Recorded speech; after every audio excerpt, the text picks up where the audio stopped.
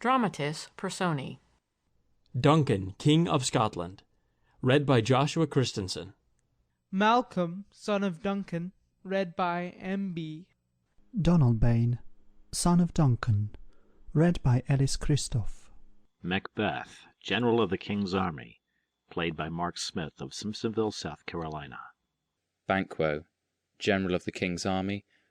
Read by Simon Lawar. Macduff, Nobleman of Scotland.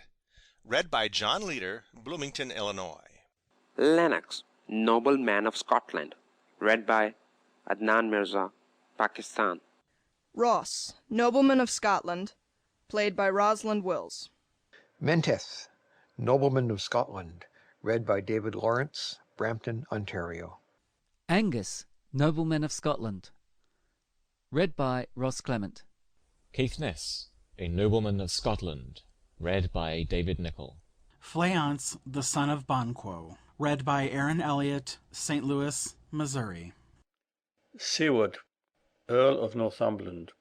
Read by Brian Edwards. Young Seward, Seward's son. Read by Laurianne Walden. Satan, an officer attending upon Macbeth. Read by Paul Williams. Son of Macduff. Read by David Lawrence, Brampton, Ontario. Lady Macbeth. Read by Elizabeth Klett. Lady Macduff. Read by L.C. Hecate. Read by Ruth Golding. First Witch. Recorded by Jennifer Stearns, Concord, New Hampshire. Second Witch. Read by Kristen Hughes. Third Witch.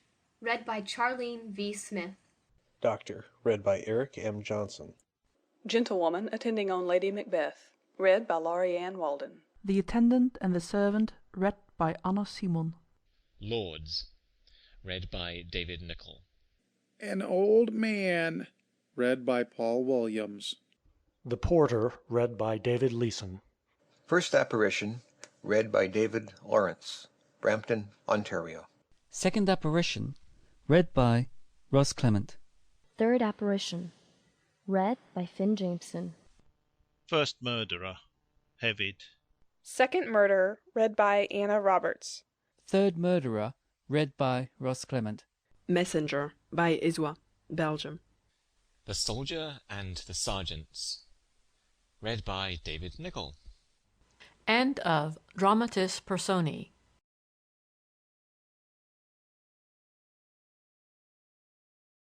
The Tragedy of Macbeth by William Shakespeare. Act 1, Scene 1. A desert place. Thunder and lightning. Enter 3 witches. When shall we 3 meet again? In thunder, lightning, or in rain? When the hurly-burly's done, when the battle's lost and won. That will be ere the set of sun. Where the place? Upon the heath. There to meet with Macbeth. I come, Grommalkin. Paddock calls. Anon. Fair is foul, and foul is fair. Hover through the fog and filthy air. Exeunt.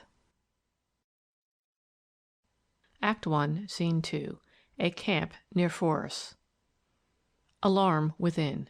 Enter Duncan, Malcolm, Donalbain, Lennox, with attendants, meeting a bleeding sergeant. What bloody man is that? He can report, as seemeth by his plight, of the revolt, the newest state. This is the sergeant who, like a good and hardy soldier, fought gainst my captivity. Hail, brave friend! Say to the king the knowledge of the broil as thou didst leave it. Doubtful it stood, as 2 spent swimmers that do cling together and choke their art. The merciless MacDonald, worthy to be a rebel, fought that the multiplying villainies of nature do swarm upon him. From the western isles of kerns and gallow-glasses is supplied, and fortune, on his damned quarrel smiling, showed like a rebel's whore. But all's too weak, for brave Macbeth, well he deserves that name, disdaining fortune, with his brandished steel, which smoked with bloody execution, like Valor's minion, carved out his passage till he faced the slave, which ne'er shook hands, nor bade farewell to him, till he unseamed him from the nave to the chaps, and fixed his head upon our battlements. Oh, valiant cousin, worthy gentleman! As whence the sun gins his reflection, shipwrecking storms and direful thunders break, so from that spring whence comfort seems to come, discomfort swells. Mark, King of Scotland, mark! No sooner justice had with valour armed compelled these skipping kerns to trust their heels, but the Norweyan lord, surveying vantage, with furbished arms and new supplies of men, began a fresh assault. Dismayed not this our captains, Macbeth and Banquo? Yes, as sparrows eagles, or the hare the lion, if I so sooth. I must report, they were as cannons overcharged with double cracks, so they doubly redoubled strokes upon the foe. Except they meant to bathe in reeking wounds, or memorize another Golgotha, I cannot tell. But I am faint. My gashes cry for help. So well thy words become thee as thy wounds. They smack of honour both. Go, get him surgeons. Exit Sergeant attended. Who comes here? Enter Ross. The worthy Thane of Ross. What a haste looks through his eyes. So should he look, that seems to speak things strange. God save the king. Whence camest thou, worthy Thane? From Fife, great king, where the Norweyan banners flout the sky and fan our people cold. Norway himself, with terrible numbers, assisted by that most disloyal traitor, the Thane of Cawdor, began a dismal conflict, till that Bellona's bridegroom, lapped in proof, confronted him with self-comparisons, point against point, rebellious, arm against arm, curving his lavish spirit, and to conclude, the victory fell on us. Great happiness! That now Sveno, the Norway's king, craves composition, nor would we deign him burial of his men till he disbursed at St. Colm's Inch $10,000 to our general use. No more that Thane of Cawdor shall deceive our bosom interest. Go, pronounce his present death, and with his former title greet Macbeth. I'll see it done. What he hath lost, noble Macbeth hath won. Exeunt. Act 1, Scene 3. A heath near Forres. Thunder. Enter the three witches. Where hast thou been, sister? Killing swine. Sister, where thou? A sailor's wife had chestnuts in her lap, and munched and munched and munched. Give me, quoth I, aroint thee, witch, the rump-fed Runyon cries. Her husband's to Aleppo gone, master of the Tiger. But in a sieve I'll thither sail, and like a rat without a tail, I'll do, and I'll do. I'll give thee a wind. Thou art kind. And I another. I myself have all the other, and the very ports they blow, all the quarters that they know. I the shipman's card. I will drain him dry as hay. Sleep shall neither night nor day hang upon his penthouse lid. He shall live a man forbid. Weary 7 nights 9 times 9 shall he dwindle, peak and pine. Though his bark cannot be lost, yet it shall be tempest-tossed. Look what I have. Show me, show me. Here I have a pilot's thumb. Wrecked as homeward he did come. Drum within. A drum, Macbeth doth come. The weird sisters, hand in hand, posters of the sea and land, thus do go about, thrice to thine, and thrice to mine, and thrice again to make up 9. Peace, the charms wound up. Enter Macbeth and Banquo. So foul and fair a day I have not seen. How farest called to Forres? What are these, so withered and so wild in their attire, that look not like the inhabitants of the earth, and yet are on't? Live you, or are you aught that man may question? You seem to understand me by each at once her chappy finger laying upon her skinny lips. You should be women, and yet your beards forbid me to interpret that you are so. Speak, if you can. What are you? All hail Macbeth, hail to thee, Thane of Glamis. All hail Macbeth, hail to thee, Thane of Cawdor. All hail, Macbeth! Thou shalt be king hereafter. Good sir, why do you start and seem to fear things that do sound so fair? In the name of truth, are ye fantastical, or that indeed which outwardly ye show? My noble partner you greet with present grace and great prediction of noble having and of royal hope, that he seems rapt withal. To me you speak not. If you can look into the seeds of time, and say which grain will grow and which will not, speak them to me, who neither beg nor fear your favours nor your hate. Hail, Hail, Hail! lesser than Macbeth, and greater. not so happy, yet much happier. Thou shalt get kings, though thou be none. So all hail Macbeth and Banquo. Banquo and Macbeth, all hail. Stay, you imperfect speakers, tell me more. By Sinel's death I know I am Thane of Glamis, but how of Cawdor? The Thane of Cawdor lives, prosperous gentleman, and to be king stands not within the prospect of belief, no more than to be Cawdor. Say from whence you owe this strange intelligence, or why upon this blasted heath you stop our way with such prophetic greeting. Speak, I charge you. Witches vanish. The earth hath bubbles as the water has, and these are of them. Whither are they vanished? Into the air, and what seemed corporal melted as breath into the wind. Would they had stayed. Were such things here as we do speak about? Or have we eaten on the insane root that takes reason prisoner? Your children shall be kings. You shall be king. And Thane of Cawdor too. Went it not so? To the self-same tune and words. Who's here? Enter Ross and Angus. The king hath happily received, Macbeth, the news of thy success, and when he reads thy personal venture in the rebels' fight, his wonders and his praises do contend which should be thine or his. Silenced with that, and viewing o'er the rest of the self-same day, he finds thee in the stout Norweyan ranks, nothing afeard of what thyself didst make, strange images of death. As thick as hail came post with post, and every one did bear thy praises in his kingdom's great defence, and poured them down before him. We are sent to give thee from our royal master thanks, only to herald thee into his sight, not pay thee. And, for an earnest of a greater honour, he bade me from him call thee Thane of Cawdor, in which addition hail, most worthy Thane, for it is thine. What? Can the devil speak true? The Thane of Cawdor lives. Why do you dress me in borrowed robes?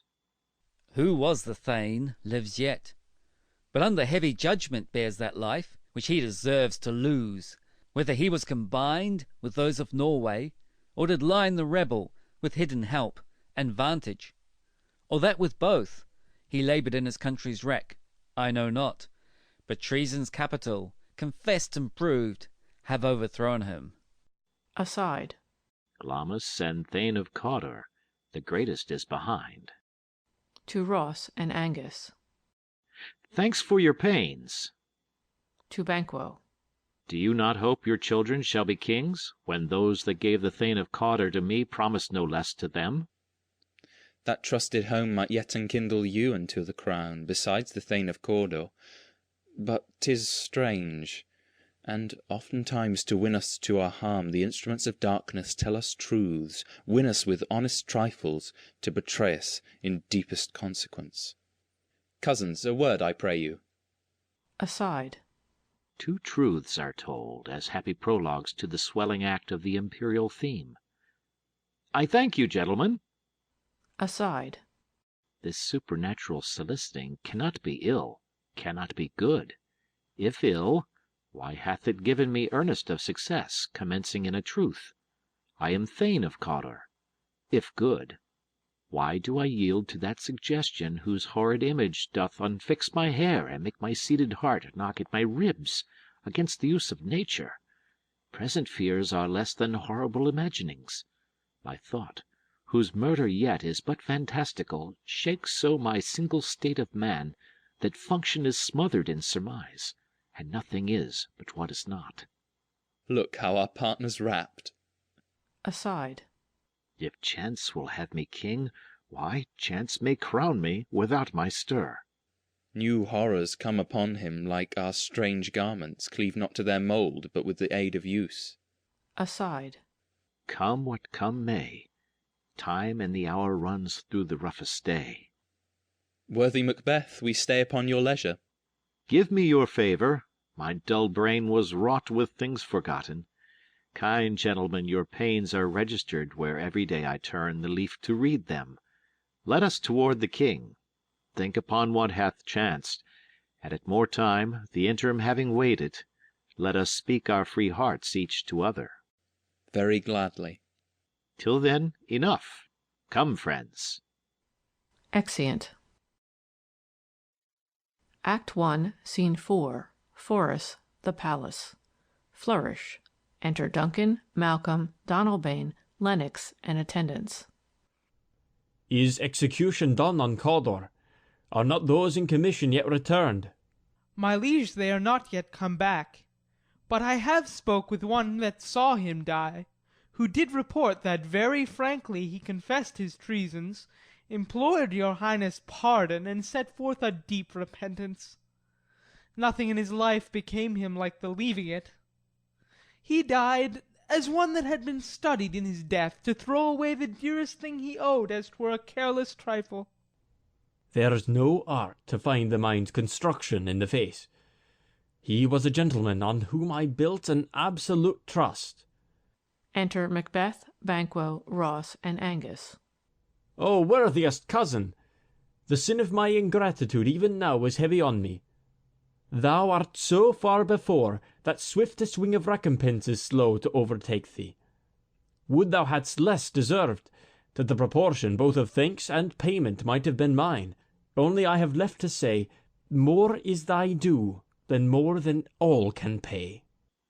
The service and the loyalty I owe, in doing it, pays itself. Your highness's part is to receive our duties, and our duties are to your throne and state children and servants, which do but what they should, by doing everything safe toward your love and honour. Welcome hither. I have begun to plant thee, and will labour to make thee full of growing. Noble Banquo, thou hast no less deserved, nor must be known no less to have done so. Let me enfold thee and hold thee to my heart. There if I grow, the harvest is your own. My plenteous joys, wanton in fullness, seek to hide themselves in drops of sorrow. Sons, kinsmen, thanes, and you whose places are the nearest, know, we will establish our estate upon our eldest, Malcolm, whom we name hereafter the Prince of Cumberland, which honour must not unaccompanied invest him only, but signs of nobleness, like stars, shall shine on all deservers. From hence to Inverness, and bind us further to you. The rest is labour, which is not used for you. I'll be myself the harbinger, and make joyful the hearing of my wife with your approach. So humbly take my leave.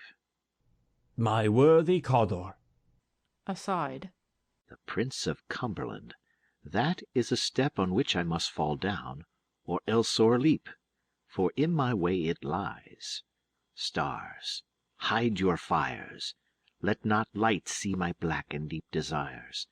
The eye wink at the hand, yet let that be, which the eye fears when it is done, to see. Exit. True, worthy Banquo, he is full so valiant, and in his commendations I am fed, it is a banquet to me. Let's after him, whose care is gone before to bid us welcome. It is a peerless kinsman. Flourish. Exeunt.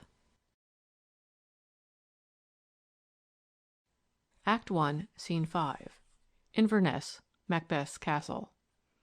Enter Lady Macbeth, reading a letter. They met me in the day of success, and I have learned by the perfectest report they have more in them than mortal knowledge. When I burned in desire to question them further, they made themselves air, into which they vanished. Whiles I stood wrapped in the wonder of it, came missives from the king, who all hailed me Thane of Cawdor, by which title before these weird sisters saluted me, and referred me to the coming on of time with, Hail, King that shalt be. This have I thought good to deliver thee, my dearest partner of greatness, that thou mightst not lose the dues of rejoicing, by being ignorant of what greatness is promised thee. Lay it to thy heart, and farewell. Glamis thou art, and Cawdor, and shalt be what thou art promised. Yet do I fear thy nature. It is too full of the milk of human kindness to catch the nearest way. Thou wouldst be great, art not without ambition, but without the illness should attend it. What thou wouldst highly, that wouldst thou holily. Wouldst not play false, and yet wouldst wrongly win. Thou'dst have, great Glamis, that which cries, thus thou must do if thou have it, and that which rather thou dost fear to do, than wished should be undone. Hie thee hither, that I may pour my spirits in thine ear, and chastise with the valour of my tongue all that impedes thee from the golden round, which fate and metaphysical aid doth seem to have thee crowned withal. Enter a messenger. What is your tidings? The king comes here tonight. Thou art mad to say it. Is not thy master with him? Who, wert so, would have informed for preparation? So please you, it is true. Our Thane is coming. One of my fellows had the speed of him, who, almost dead for breath, had scarcely more than would make up his message. Give him tending. He brings great news. Exit messenger. The raven himself is hoarse that croaks the fatal entrance of Duncan under my battlements. Come, you spirits that tend on mortal thoughts, unsex me here, and fill me from the crown to the toe top full of direst cruelty. Make thick my blood, stop up the access and passage to remorse, that no compunctious visitings of nature shake my fell purpose, nor keep peace between the effect and it. Come to my woman's breasts, and take my milk, for gall, you murdering ministers, wherever in your sightless substances you wait on nature's mischief. Come, thick night, and pall thee in the dunnest smoke of hell, that my keen knife see not the wound it makes, nor heaven peep through the blanket of the dark, to cry, hold, hold! Enter Macbeth. Great Glamis, worthy Cawdor, greater than both by the all-hail hereafter. Thy letters have transported me beyond this ignorant present, and I feel now the future in the instant. My dearest love, Duncan comes here tonight. And when goes hence? Tomorrow, as he purposes. Oh, never shall sun that morrow see. Your face, my Thane, is as a book, where men may read strange matters. To beguile the time, look like the time. Bear welcome in your eye, your hand, your tongue. Look like the innocent flower, but be the serpent under it. He that's coming must be provided for, and you shall put this night's great business into my dispatch, which shall to all our nights and days to come give solely sovereign sway and masterdom. We will speak further. Only look up clear. To alter favour ever is to fear. Leave all the rest to me. Exeunt. Act 1, Scene 6. Before Macbeth's castle. Hautboys and torches. Enter Duncan, Malcolm, Donalbain, Banquo, Lennox, Macduff, Ross, Angus, and attendants. This castle hath a pleasant seat. The air nimbly and sweetly recommends itself unto our gentle senses. This guest of summer, the temple-haunting martlet, does approve by his loved mansionry that the heaven's breath smells wooingly here. No jutty, frieze, buttress, nor coign of vantage, but this bird hath made his pendant bed and procreant cradle. Where they most breed and haunt, I have observed, the air is delicate. Enter Lady Macbeth. See our honoured hostess. The love that follows us sometime is our trouble, which still we thank as love. Herein I teach you how you shall bid God ild us for your pains, and thank us for your trouble. All our service, in every point, twice done, and then done double, were poor and single business to contend against those honours deep and broad, wherewith your majesty loads our house. For those of old, and the late dignities heaped up to them, we rest your hermits. Where's the Thane of Cawdor? We coursed him at the heels, and had a purpose to be his purveyor, but he rides well, and his great love, sharp as his spur, hath holp him to his home before us. Fair and noble hostess, we are your guests to-night. Your servants ever have theirs, themselves and what is theirs, in compt, to make their audit your highness' pleasure, still to return your own. Give me your hand. Conduct me to mine host. We love him highly, and shall continue our graces towards him. By your leave, hostess. Exeunt. Act 1, Scene 7. Macbeth's castle. Hautboys and torches. Enter a sewer, and divers servants with dishes and service, and pass over the stage.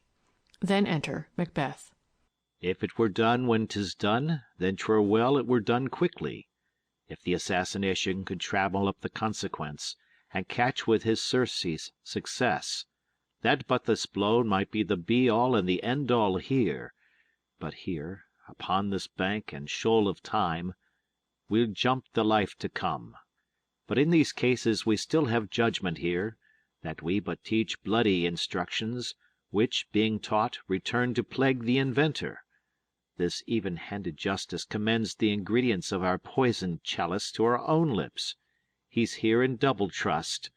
First, as I am his kinsman and his subject, strong both against the deed. Then, as his host, who should against his murderer shut the door, not bear the knife myself. Besides, this Duncan hath borne his faculties so meek, hath been so clear in his great office, that his virtues will plead like angels, trumpet-tongued, against the deep damnation of his taking off, and pity, like a naked new-born babe, striding the blast, or heaven's cherubim, horsed upon the sightless couriers of the air, shall blow the horrid deed in every eye, that tears shall drown the wind. I have no spur to prick the sides of my intent, but only vaulting ambition, which o'erleaps itself and falls on the other. Enter Lady Macbeth. How now? What news? He has almost supped. Why have you left the chamber? Hath he asked for me? Know you not he has? We will proceed no further in this business. He hath honoured me of late, and I have bought golden opinions from all sorts of people, which would be worn now in their newest gloss, not cast aside so soon. Was the hope drunk wherein you dressed yourself? Hath it slept since? And wakes it now to look so green and pale at what it did so freely? From this time such I account thy love. Art thou afeard to be the same in thine own act and valour as thou art in desire? Wouldst thou have that which thou esteem'st the ornament of life, and live a coward in thine own esteem, letting I dare not wait upon I would, like the poor cat to the adage? Prithee, peace. I dare do all that may become a man. Who dares do more is none. What beast wast then that made you break this enterprise to me? When you durst do it, then you were a man, and to be more than what you were, you would be so much more the man. Nor time nor place did then adhere, and yet you would make both. They have made themselves, and that their fitness now doth unmake you. I have given suck, and know how tender 'tis to love the babe that milks me. I would, while it was smiling in my face, have plucked my nipple from his boneless gums, and dashed the brains out, had I so sworn as you have done to this. If we should fail? We fail?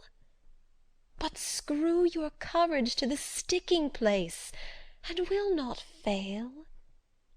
When Duncan is asleep, Whereto the rather shall his day's hard journey soundly invite him. His 2 chamberlains will I with wine and wassail so convince, that memory, the water of the brain, shall be a fume, and the receipt of reason a limbeck only. When in swinish sleep their drenched natures lie as in a death, what cannot you and I perform upon the unguarded Duncan? What not put upon his spongy officers, who shall bear the guilt of our great quell? Bring forth men children only, for thy undaunted metal should compose nothing but males. Will it not be received, when we have marked with blood these sleepy 2 of his own chamber, and used their very daggers, that they have done it? Who dares receive it other? As we shall make our griefs and clamour roar upon his death. I am settled, and bend up each corporal agent to this terrible feat. Away, and mock the time with fairest show. False face must hide what the false heart doth know. Exeunt. End of Act 1 of the Tragedy of Macbeth by William Shakespeare.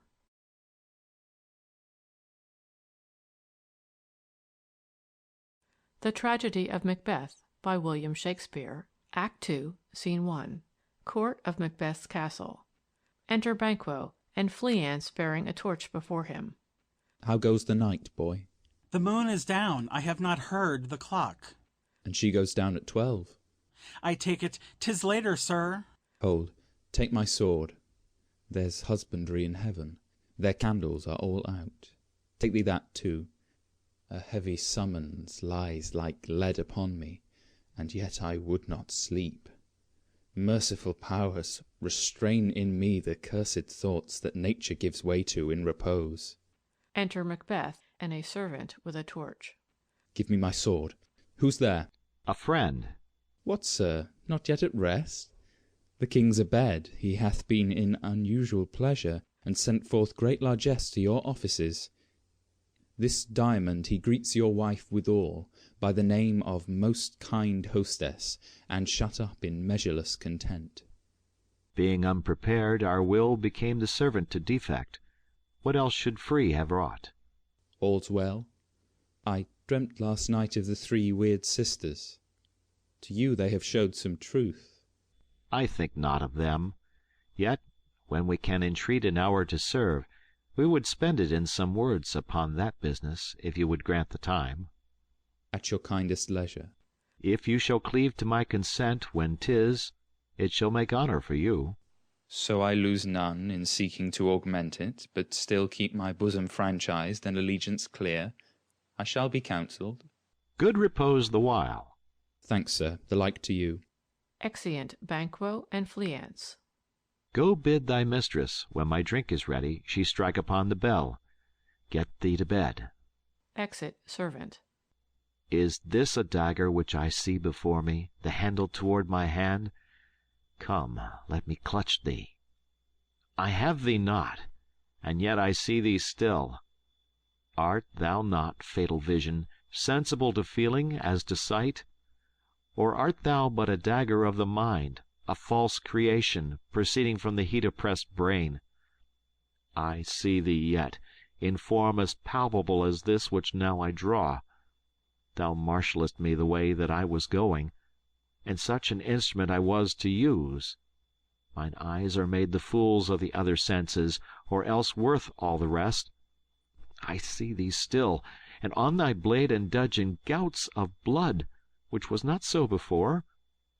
There's no such thing. It is the bloody business which informs thus to mine eyes. Now o'er the one half-world nature seems dead, and wicked dreams abuse the curtained sleep.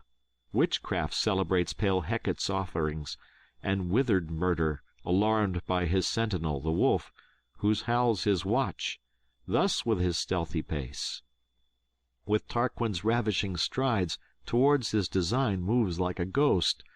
Thou sure and firm-set earth, hear not my steps, which way they walk, for fear the very stones prate of my whereabout, and take the present horror from the time, which now suits with it. Whiles I threat, he lives. Words to the heat of deeds too cold breath gives.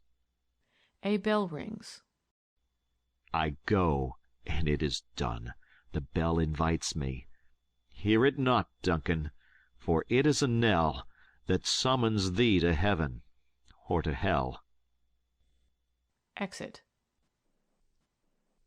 Act 2, Scene 2, the same. Enter Lady Macbeth. That which hath made them drunk hath made me bold. What hath quenched them hath given me fire. Hark! Peace! It was the owl that shrieked, the fatal bellman which gives the sterns good night. He is about it. The doors are open, and the surfeited grooms do mock their charge with snores. I have drugged their possets, that death and nature do contend about them whether they live or die. Within. Who's there? What ho! Alack, I am afraid they have awaked, and 'tis not done. The attempt and not the deed confounds us. Hark! I laid their daggers ready. He could not miss 'em. Had he not resembled my father as he slept, I had done it. Enter Macbeth. My husband! I have done the deed. Didst thou not hear a noise?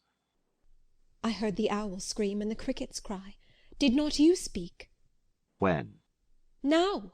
As I descended? I. Hark! Who lies in the second chamber? Donalbain. This is a sorry sight. Looking on his hands. A foolish thought to say a sorry sight. There's one did laugh in his sleep, and one cried, Murder! That they did wake each other. I stood and heard them, but they did say their prayers and addressed them again to sleep. There are two lodged together. One cried, God bless us, and Amen, the other. As they had seen me with these hangman's hands, listening their fear, I could not say Amen when they did say, God bless us. Consider it not so deeply. But wherefore could I not pronounce Amen? I had most need of blessing, and Amen stuck in my throat. These deeds must not be thought after these ways, so it will make us mad. Methought I heard a voice cry, Sleep no more. Macbeth does murder sleep. The innocent sleep. Sleep that knits up the ravelled sleeve of care. The death of each day's life, sore labour's bath, balm of hurt minds, great nature's second course, chief nourisher in life's feast. What do you mean? Still it cried, Sleep no more, to all the house. Glamis hath murdered sleep, and therefore Cawdor shall sleep no more. Macbeth shall sleep no more. Who was it that thus cried? My worthy thane, you do unbend your noble strength to think so brain-sickly of things. Go, get some water, and wash this filthy witness from your hand. Why did you bring these daggers from the place? They must lie there. Go, carry them, and smear the sleepy grooms with blood. I'll go no more. I'm afraid to think what I have done. Look on it again, I dare not. Infirm of purpose. Give me the daggers. The sleeping and the dead are us but pictures. 'Tis the eye of childhood that fears a painted devil. If he do bleed, I'll gild the faces of the grooms withal, for it must seem their guilt. Exit. Knocking within. Whence is that knocking? How is it with me, when every noise appalls me? What hands are here? Ha! They pluck out mine eyes. Will all great Neptune's ocean wash this blood clean from my hand?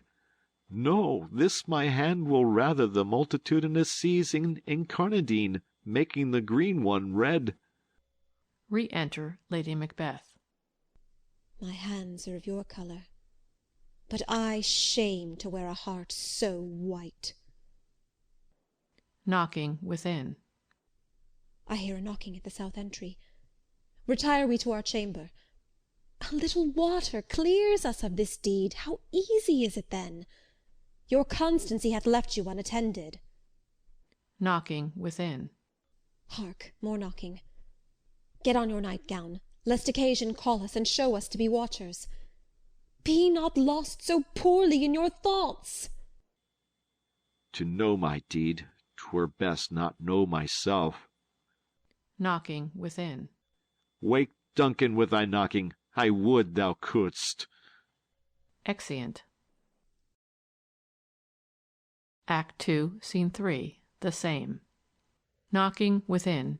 Enter a porter. Here's a knocking indeed. If a man were porter of Hell Gate, he should have old turning the key. Knocking within. Knock, knock, knock. Who's there in the name of Beelzebub? Here's a farmer that hanged himself on the expectation of plenty. Come in time. Have napkins to know about you. Here you'll sweat for it. Knocking within. Knock, knock.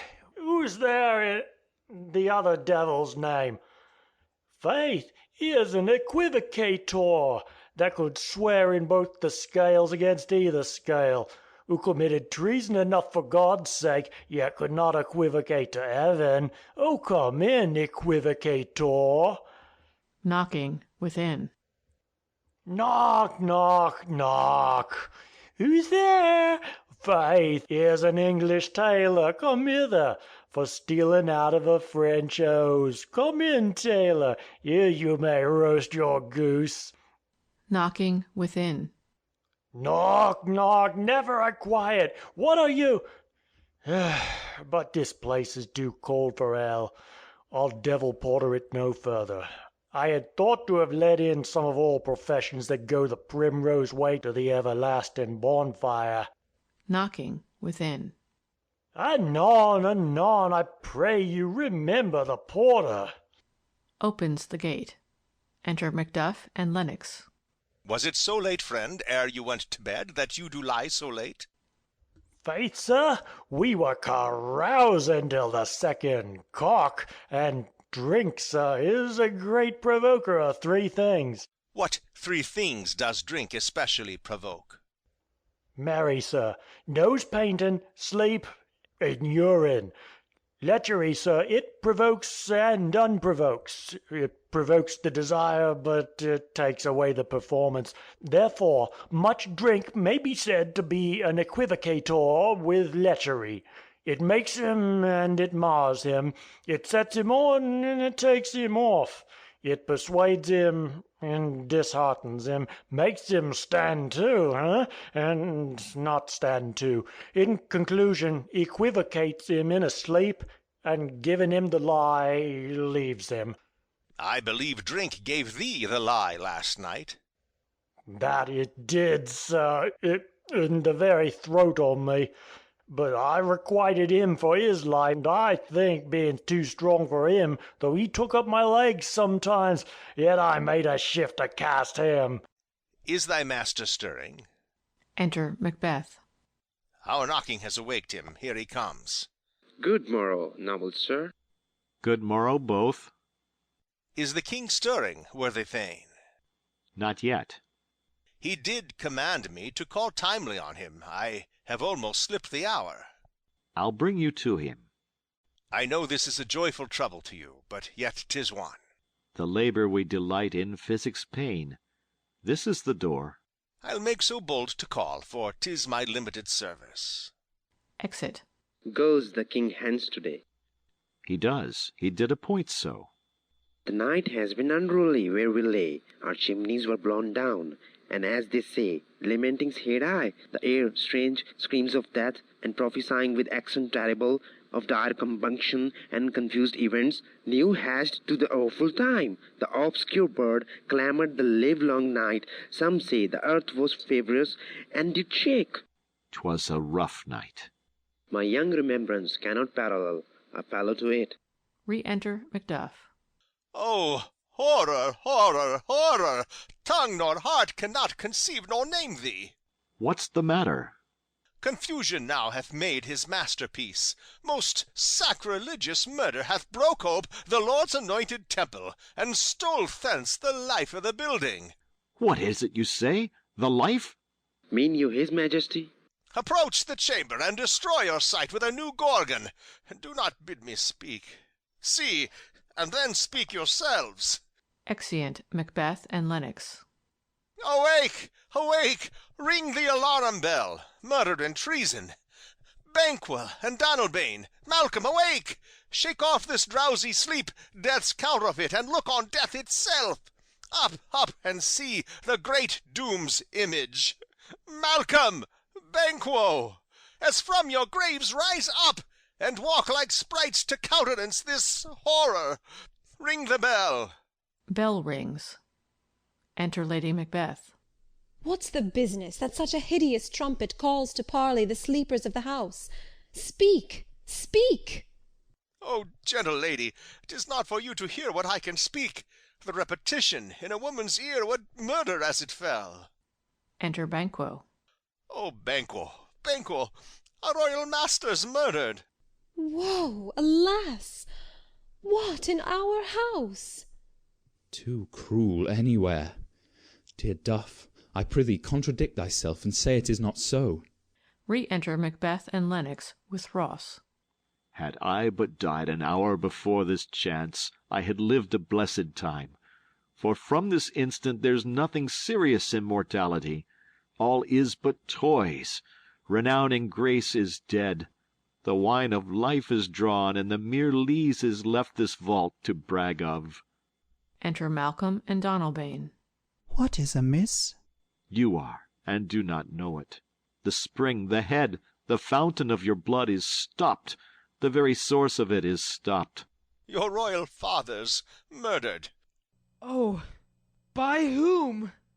Those of his chamber, as it seemed, had done it. Their hands and faces were embashed with blood. So were their daggers, which unwiped we found upon their pillows.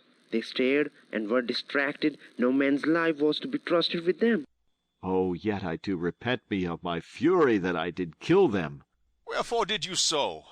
Who can be wise, amazed, tempered, and furious, loyal and neutral in a moment? No man. The expedition my violent love outrun the pauser, reason. Here lay Duncan, his silver skin laced with his golden blood, and his gashed stabs looked like a breach in nature for ruin's wasteful entrance. There the murderers, steeped in the colours of their trade, their daggers unmannerly breached with gore. Who could refrain that had a heart to love, and in that heart courage to make love known? Help me hence, ho! Look to the lady. Aside to Donalbain. Why do we hold our tongues that most may claim this argument for ours? Aside to Malcolm. What should be spoken here, where our fate hid in an auger hole may rush and seize us? Let's away, our tears are not yet brewed. Aside to Donalbain. Nor our strong sorrow upon the foot of motion. Look to the lady. Lady Macbeth is carried out. And when we have our naked frailties hid that suffer an exposure, let us meet and question this most bloody piece of work to know it further. Fears and scruples shake us. In the great hand of God I stand, and thence against the undivulged pretence I fight of treasonous malice. And so do I. So all. Let's briefly put on manly readiness, and meet in the hall together. Well contented. Exeunt, all but Malcolm and Donalbain. What will you do?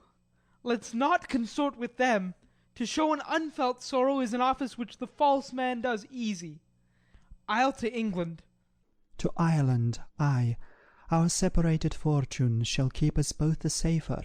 Where we are, there is daggers in men's smiles. The near in blood, the nearer bloody. This murderous shaft that shot hath not yet lighted, and our safest way is to avoid the aim.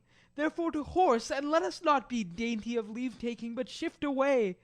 There's warrant in that theft which steals itself when there's no mercy left. Exeunt.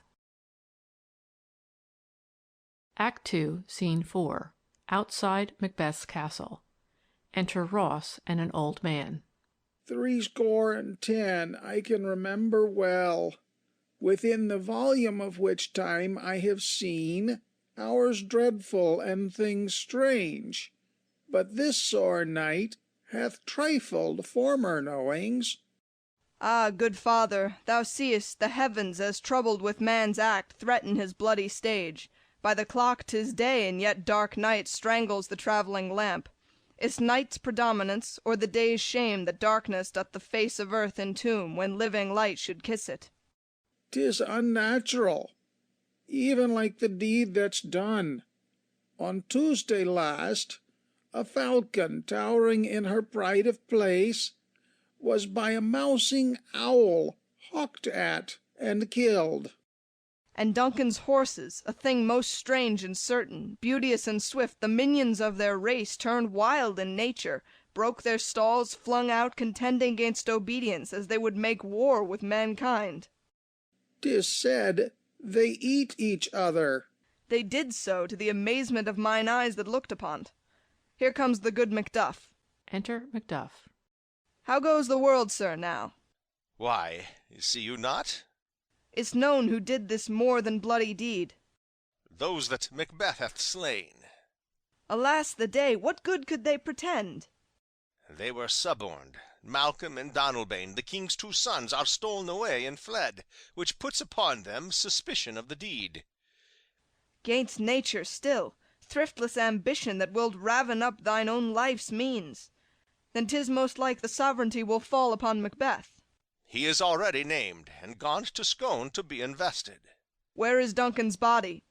Carried to Colmakill, the sacred storehouse of his predecessors, and guardian of their bones. Will you to Scone? No, cousin, I'll to Fife. Well, I will thither. Well, may you see things well done there. Adieu, lest our old robes sit easier than our new. Farewell, father. God's benison go with ye, and with those that would make good of bad, and friends of foes.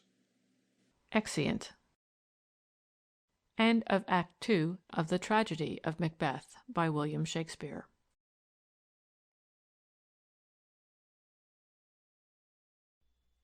Act 3, Scene 1.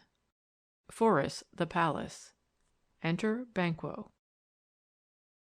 Thou hast it now, King, Cawdor, Glamis, all as the weird women promised, and I fear thou playedst most foully fought. Yet it was said it should not stand in thy posterity, but that myself should be the root and father of many kings. If there come truth from them, as upon thee, Macbeth, their speeches shine, why, by the verities on thee made good, may they not be my oracles as well, and set me up in hope? But hush, no more. Senate sounded. Enter Macbeth as king, Lady Macbeth as queen, Lennox, Ross, lords, ladies in attendance. Here's our chief guest. If he had been forgotten, it had been as a gap in our great feast, and all thing unbecoming. Tonight we hold a solemn supper, sir, and I'll request your presence. Let your highness command upon me, to the which my duties are with the most indissoluble tie for ever knit. Ride you this afternoon? Ay, my good lord. We should have else desired your good advice, which still hath been both grave and prosperous in this day's council, but we'll take tomorrow. Is it far you ride? As far, my lord, as will fill up the time twixt this and supper. Go not my horse the better, I must become a borrower of the night for a dark hour or twain. Fail not our feast. My lord, I will not. We here, our bloody cousins, are bestowed in England and in Ireland, not confessing their cruel parricide, filling their hearers with strange invention, but of that tomorrow, when therewithal we shall have cause of state craving us jointly. Hie you to horse, adieu, till you return at night. Goes Fleance with you? Ay, my good lord, our time does call upon's. I wish your horses swift and sure afoot, and so I do commend you to their backs. Farewell. Exit Banquo. Let every man be master of his time till 7 at night. To make society the sweeter welcome, we will keep ourself till supper time alone. While then, God be with you. Exeunt all but Macbeth and an attendant. Sirrah, a word with you. Attend those men our pleasure? They are, my lord, without the palace gate. Bring them before us. Exit attendant. To be thus is nothing, but to be safely thus. Our fears in Banquo stick deep, and in his royalty of nature reigns that which would be feared. 'Tis much he dares, and to that dauntless temper of his mind he hath a wisdom that doth guide his valour to act in safety. There is none but he whose being I do fear, and under him my genius is rebuked, as it is said Mark Antony's was by Caesar. He chid the sisters when first they put the name of king upon me, and bade them speak to him. Then prophet-like they hailed him father to a line of kings. Upon my head they placed a fruitless crown, and put a barren sceptre in my grape, thence to be wrenched from an unlineal hand, no son of mine succeeding. If it be so, for Banquo's issue have I filed my mind, for them the gracious Duncan have I murdered, but rancours in the vessel of my peace only for them, and mine eternal jewel given to the common enemy of man, to make them kings, the seed of Banquo kings. Rather than so, come fate into our list, and champion me to the utterance. Who's there? Re-enter attendant with two murderers. Now go to the door, and stay there till we call. Exit attendant. Was it not yesterday we spoke together? It was, so please your highness. Well then now, have you considered of my speeches? Know that it was he in the times past which held you so under fortune, which you thought had been our innocent self.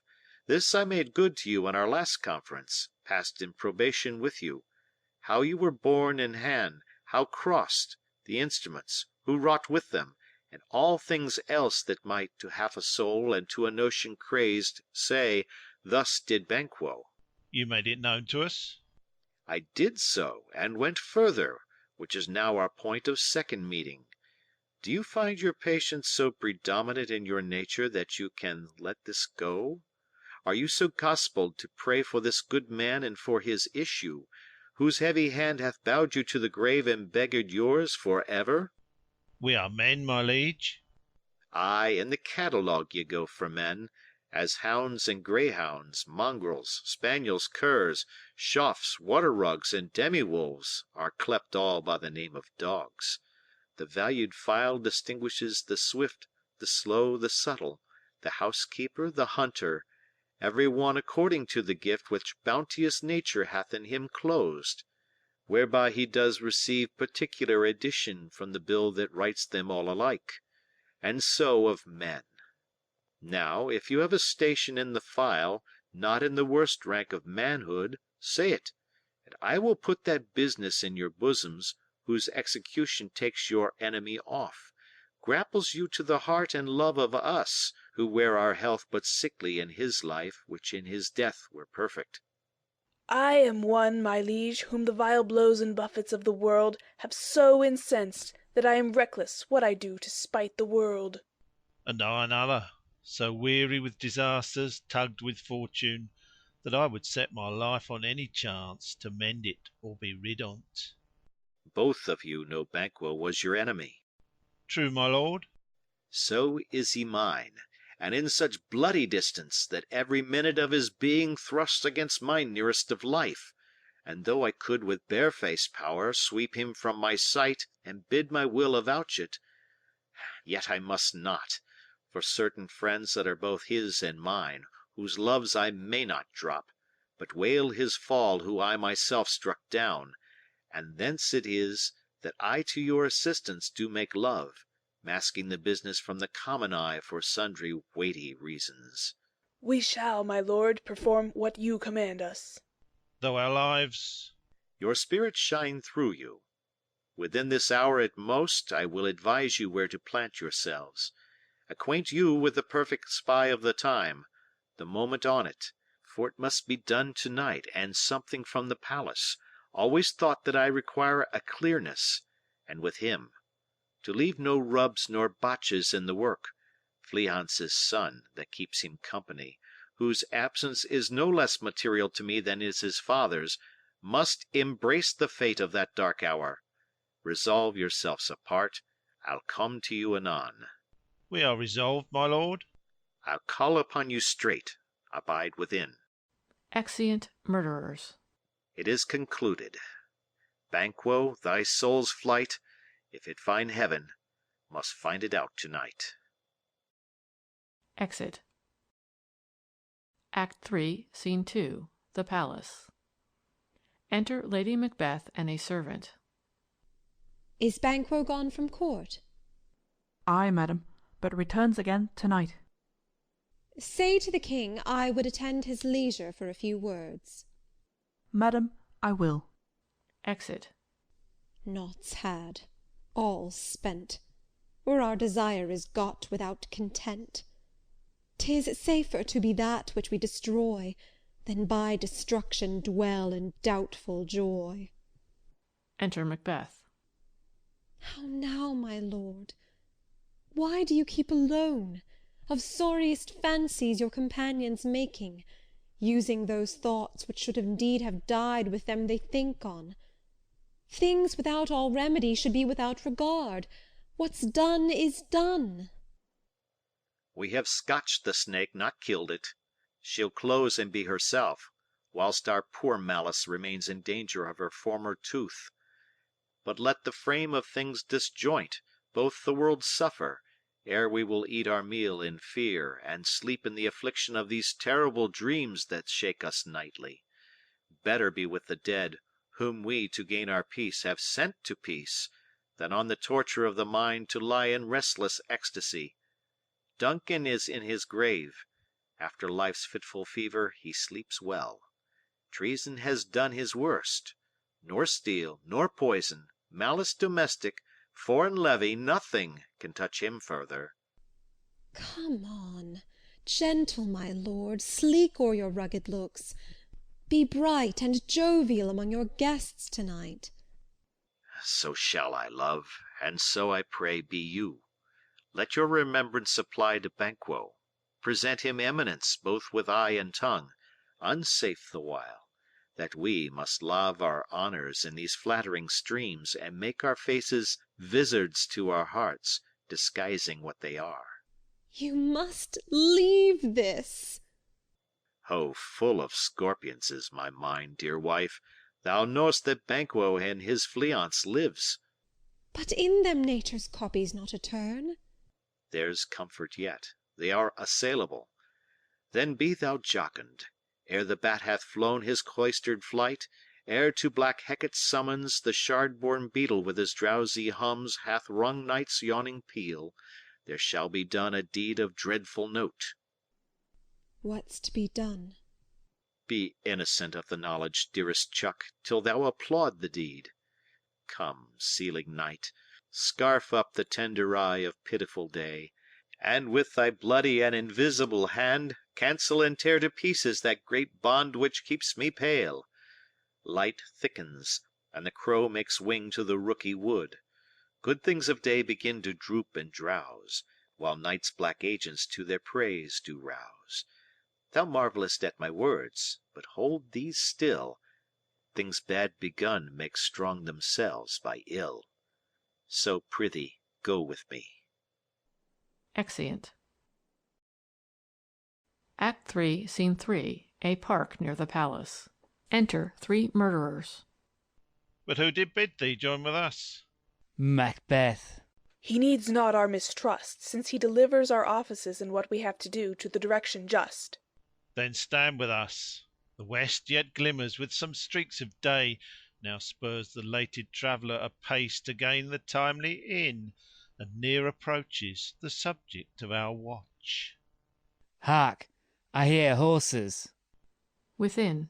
Give us a light there. Ho! Then 'tis he. The rest that are within the note of expectation are already in the court. His horses go about.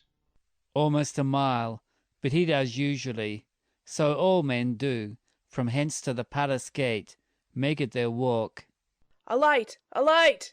Enter Banquo and Fleance with a torch. 'Tis he. Stand toot. It will be rain tonight. Let it come down. They set upon Banquo. O treachery!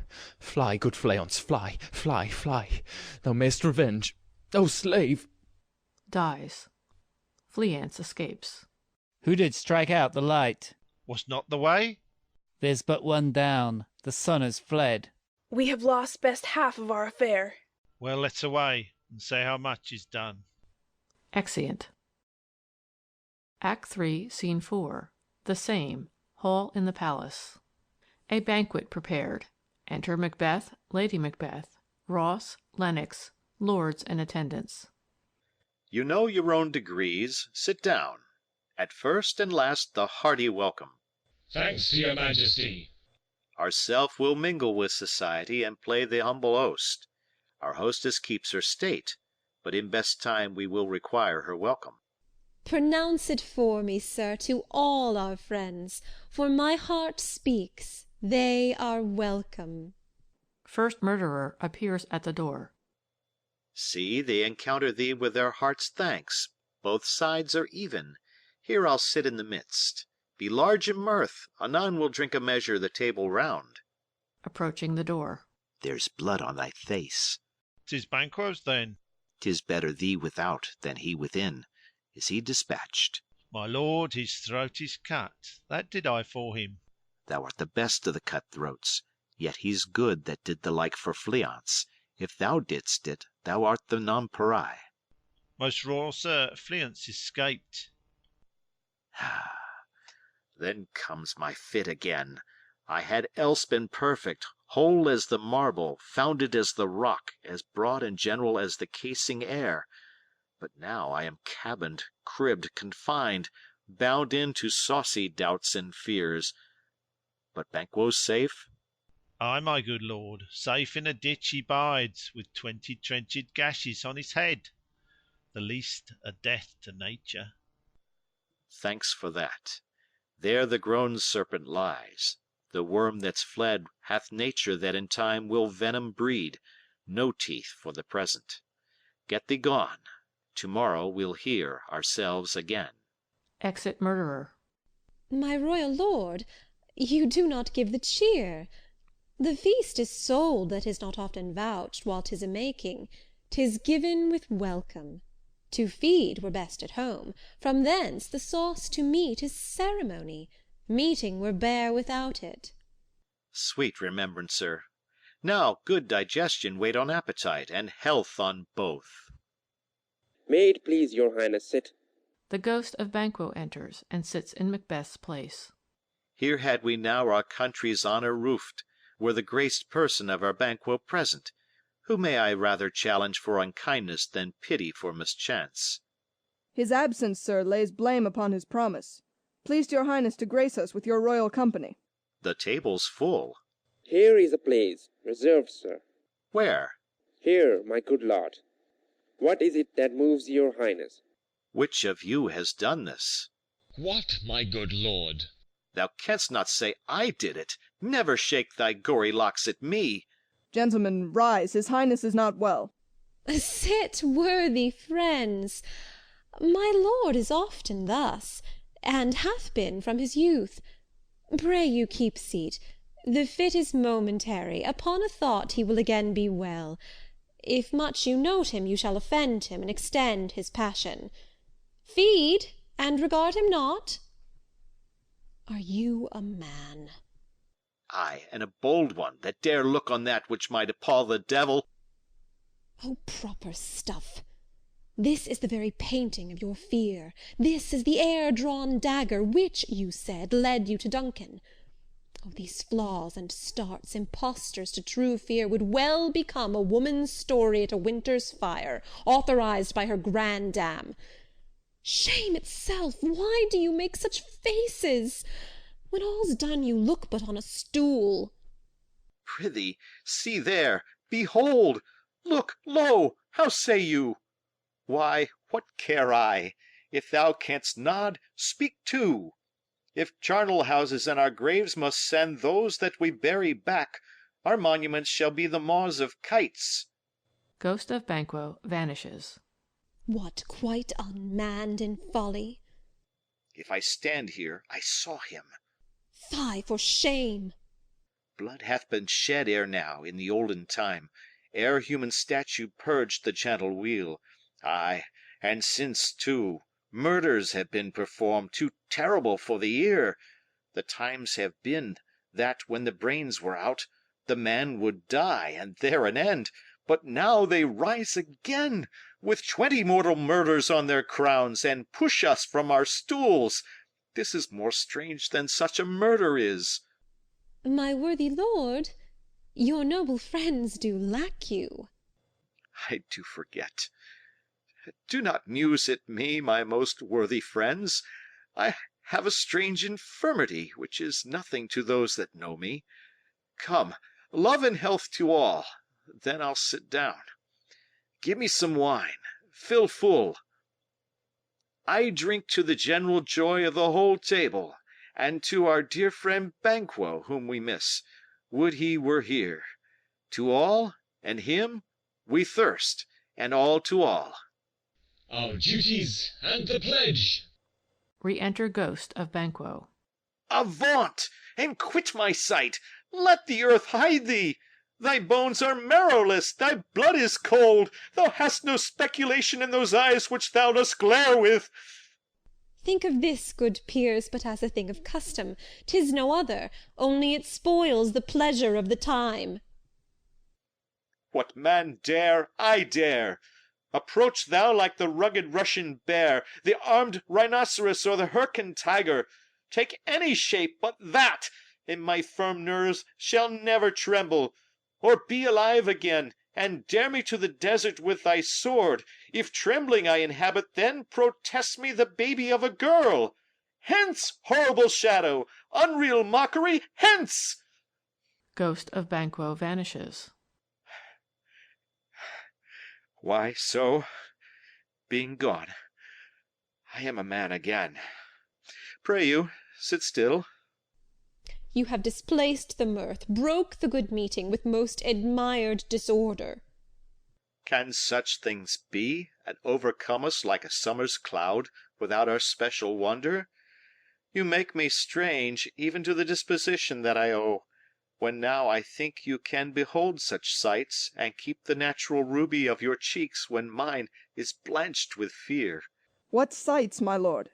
I pray you speak not. He grows worse and worse. Question enrages him. At once, good night. Stand not upon the order of your going, but go at once. Good night, and better health. Attend his majesty. A kind good night to all. Exeunt all but Macbeth and Lady Macbeth. It will have blood. They say, blood will have blood. Stones have been known to move and trees to speak. Augurs and understood relations have by magpies and choughs and rooks brought forth the secretest man of blood.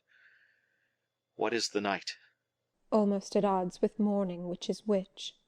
How sayest thou that Macduff denies his person at our great bidding? Did you send to him, sir? I hear it by the way, but I will send. There's not a one of them but in his house I keep a servant feed. I will to-morrow, and betimes I will to the weird sisters. More shall they speak, for now I am bent to know, by the worst means, the worst. For mine own good, all causes shall give way.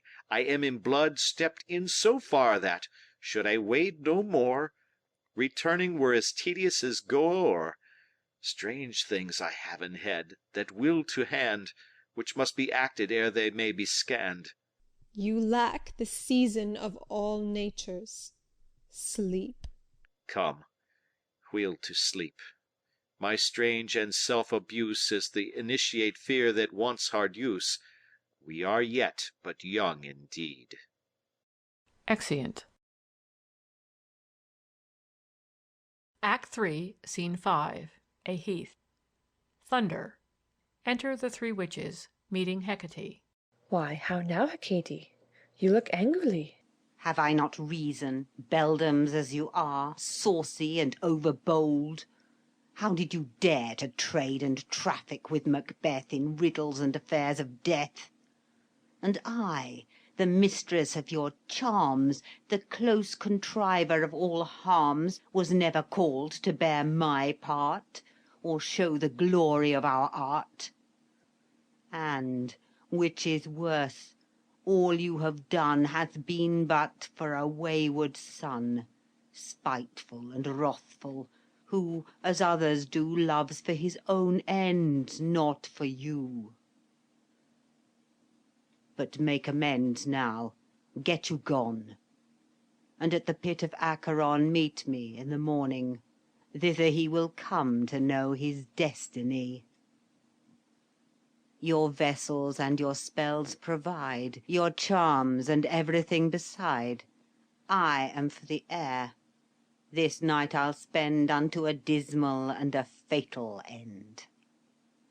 Great business must be wrought ere noon. Upon the corner of the moon there hangs a vaporous drop profound. I'll catch it ere it come to ground, and that, distilled by magic sleights, shall raise such artificial sprites as by the strength of their illusion shall draw him on to his confusion. He shall spurn fate, scorn death, and bear his hopes 'bove wisdom, grace, and fear.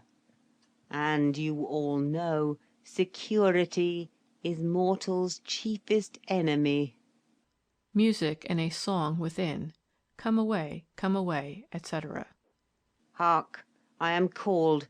My little spirit, see, sits in a foggy cloud and stays for me. Exit.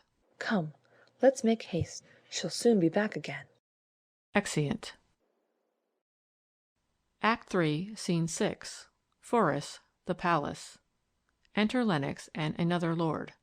My former speeches have but hit your thoughts, which can interrupt further. Only I say, things have been strangely born. The gracious Duncan was pitied of Macbeth, marry he was dead, and the right valiant Bencan walked too late. Home you may say, if it please you, Felians killed for Felians fled. Men must not walk too late, who cannot want the thoughts how monstrous it was for Melcolen and for Donalbain to kill their gracious father. Damn fact! How it did grieve Macbeth! Did he not straight, in pious rage, the two delinquent steer, that were the slaves of drink and thralls of sleep? Was not that nobly done? Ay, and wisely too, for it would had angered and heart alive to hear the men denied. So that I say, he has borne all things well, and I do think that had he Duncan's son under his key, as am not pleased heaven, he shall not, they should find. What it were to kill a father, so should Felians, but peace, for from broad words, and cause he failed. His presence at the tyrant's feast, I hear, Macduff lives in disgrace. Sir, can you tell where he bestows himself? The son of Duncan, from whom this tyrant holds the due of birth, lives in the English court, and is received of the most pious Edward with such grace that the malevolence of fortune nothing takes from his high respect. Thither Macduff is gone, to pray the holy king upon his aid to wake Northumberland and warlike Siward, that by the help of these, with him above to ratify the work, we may again give to our tables meat, sleep to our knights, free from our feasts and banquets bloody knives, do faithful homage and receive free honours, all which we pine for now. And this report hath so exasperate the king that he prepares for some attempt of war. Sent he to Macduff? He did, and with an absolute "Sir, not I," the cloudy messenger turns me his back, and hums, as who should say, "You'll rue the time that clogs me with this answer." And that well might advise him to a caution, to hold what distance his wisdom can provide. Some holy angel fly to the court of England, and unfold his message ere he come, that a swift blessing may soon return to this our suffering country under a hand accursed. I'll send my prayers with him. Exeunt. End of Act 3 of the Tragedy of Macbeth by William Shakespeare.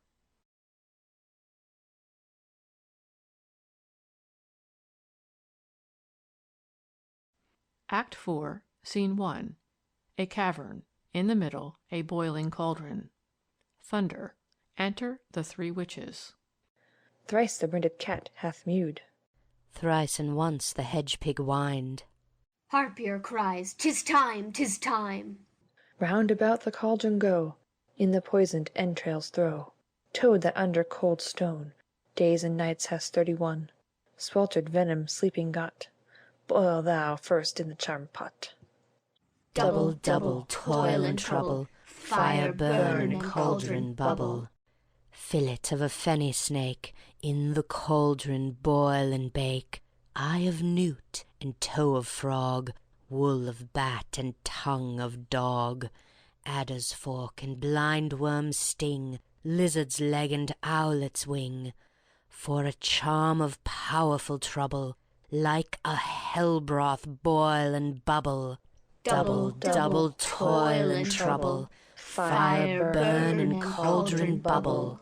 Scale of dragon, tooth of wolf, witch's mummy, maw and goof, of the ravened salt sea shark, root of hemlock digged in the dark, liver of blaspheming Jew, gall of goat and slips of ewe, silvered in the moon's eclipse, nose of Turk and Tartar's lips, finger of birth-strangled babe, ditch delivered by a drab, make the gruel thick and slab, add thereto a tiger's chaldron for the ingredients of our cauldron. Double, double, toil and trouble, fire burn and cauldron bubble. Cool it with a baboon's blood, then the charm is firm and good. Enter Hecate to the other three witches. Oh, well done! I commend your pains, and every one shall share in the gains. And now about the cauldron sing, like elves and fairies in a ring, enchanting all that you put in. Music and a song, black spirits, etc. Hecate retires. By the pricking of my thumbs, something wicked this way comes. Open locks, whoever knocks. Enter Macbeth. How now, you secret black and midnight hags? What is it you do? A deed without a name. I conjure you by that which you profess, howe'er you come to know it, answer me. Though you untie the winds and let them fight against the churches, though the yesty waves confound and swallow navigation up, though bladed corn be lodged and trees blown down, though castles topple on their waters' heads, though palaces and pyramids do slope their heads to their foundations, though the treasure of nature's germans tumble all together, even till destruction sicken, answer me to what I ask you. Speak. Demand. Will answer. Say, if thou'dst rather hear it from our mouths, or from our masters. Call 'em, let me see 'em. Pour in sow's blood, that hath eaten her 9 farrow grease that's sweetened. From the murderer's gibbet throw into the flame. Come high or low, thyself an office deftly show. Thunder. First apparition, an armed head. Tell me, thou unknown power. He knows thy thought. Hear his speech, but say thou not.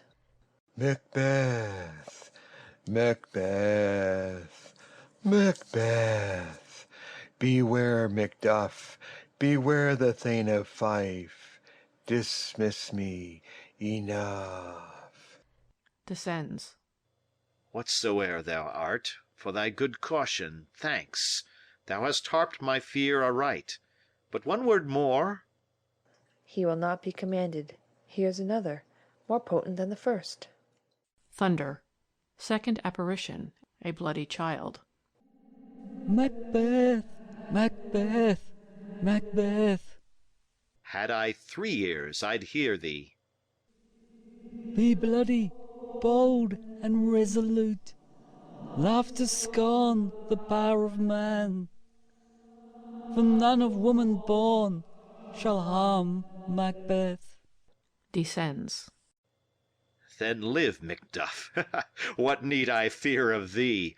But yet I'll make assurance double sure, and take a bond of fate. Thou shalt not live, that I may tell pale-hearted fear it lies and sleep in spite of thunder. Thunder. Third apparition, a child crowned with a tree in his hand. What is this that rises like the issue of a king, and wears upon his baby brow the round end top of sovereignty? Listen, but speak not to it. Be lion metal proud, and take no care who chafes, who frets, or where conspires are. Macbeth shall never vanquished be until great Birnam wood to high Dusnane hill shall come against him. Descends. That will never be. Who can impress the forest, bid the tree unfix his earthbound root? Sweet bodements, good! Rebellion's head, rise never till the wood of Birnam rise, and our high-placed Macbeth shall live the lease of nature, pay his breath to time immortal custom. Yet my heart throbs to know one thing.